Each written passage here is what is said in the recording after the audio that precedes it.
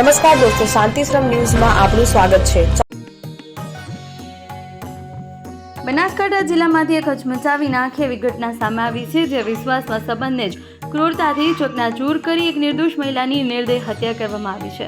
પાલનપુર શહેરમાં બનેલી આ ઘટનાએ સમગ્ર પંથકમાં શોક અને રોષની લાગણી ફેલાવી છે। માહિતી મુજબ પાલનપુર તાલુકાના આકેડી ગામના વસંત આકેડીની પત્નીની સોના ચાંદીના દાગીના રોકડ રકમની લેતી દેતીના મામલે નિર્દય રીતે હત્યા કરવામાં આવી છે। સૌથી ચોંકાવનારી બાબત એ છે કે આ હત્યા કોઈ અજાણ્યા વ્યક્તિ નહીં, પરંતુ મૃતકના જ ઘરમાં છેલ્લા 15 વર્ષથી કામ કરતી મહિલાએ કરી હોવાનો આરોપ છે। વિશ્વાસના સંબંધનો એવો દુરુપયોગ થયો કે માનવતા પણ શરમાઈ જાય। ઘટનાની ગંભીરતા અહીં પૂરતી નથી અટકતી।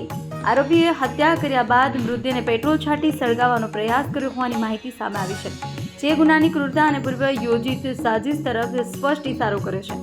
મહત્વપૂર્ણ બાબત એ છે કે માત્ર એક મહિલાથી આટલું ભયાનક કૃત્ય શક્ય નથી લાગતું। આ ઘટનામાં એકથી વધુ લોકોની સંડોવણી હોવાની શંકા વધુ મજબૂત બની રહી છે। શું આ હત્યા પાછળ કોઈ મોટી સાજિશ રચાઈ હશે?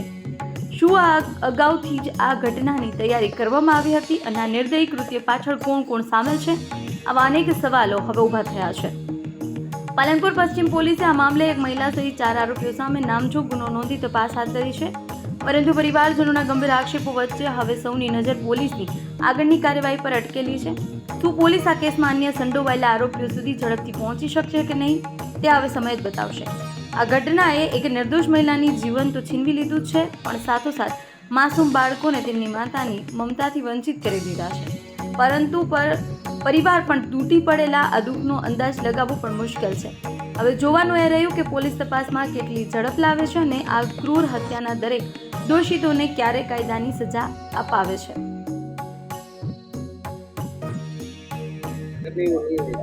मैं उसकी बहन शांति बहन का बहन बोल रही हूँ। मैं बोल रही हूँ उसको जिसने मर्डर किया है उसका सज़ा होने चाहिए, फांसी का सज़ा होने चाहिए। और जब तक वो लाएंगे नहीं तब तक हम लोग इधर से जाएंगे नहीं, भरघोड़ा निकालेंगे ही हम लोग, इधर से हटेंगे ही नहीं हम लोग। हम लोग को कुछ पता अभी तो नहीं। फ़ोन आया था रात को, तो बच्चे लोग ने बोले थे इधर से निकले 12:30 बजे। तो उसके बाद हम लोग ने चेक किए, तो साहब लोग ने चेक किए तो बोले मर्डर किए हैं, अपना संबंधी ही थे वो लोग। बकीर एक लड़की है, अभी ज़्यादा लोग पकड़ाए नहीं हैं, 2-3 लोग ही पकड़ाए हैं और 3-4 लोग गायब हैं, 6 लोग लड़का हैं वो लोग। 4 दिन हो गया आज से। मेरा कौशल्या बहन आशुतोष पटेल। नाम आकेड़ी वाला नेन्सी है। आज के 2-4 દિવસ પહેલા અમને ખબર પડી કે અમારા મમ્મી ઘરે હાજર નથી રાતના ટાઈમે। રાત્રે બધાએ કોલ કરી, પણ સવારે અમારા પર કોલ આવ્યો કે આવી રીતે મમ્મી મળતા નથી, તું ઘરે આવ। તો અમે લોકો ગયા। ત્યાં પછી મારા નાના ભાઈ બહેન છે, એમને પૂછ્યું કે શું થયું, તો એમણે એમ કીધું કે મમ્મી એમ ગઈ છે બહાર। હવે ખબર નથી કે એમને ફોન કરીને કોઈને બોલાયા હતા કે એમની મરજીથી ગયા હતા, એ અમને કોઈ આઈડિયા નથી। પછી એ બહાર ગયા, એના પછી મળ્યા જ નથી। 1-2 CCTVમાં જાણવા મળ્યું કે એક જગ્યાએ ગયા છે, પણ એ ત્યાંથી બહાર આવ્યા જ નથી। પોલીસને પણ એ માણસો પર શક છે, પોલીસે પણ એમને તપાસમાં લીધા है।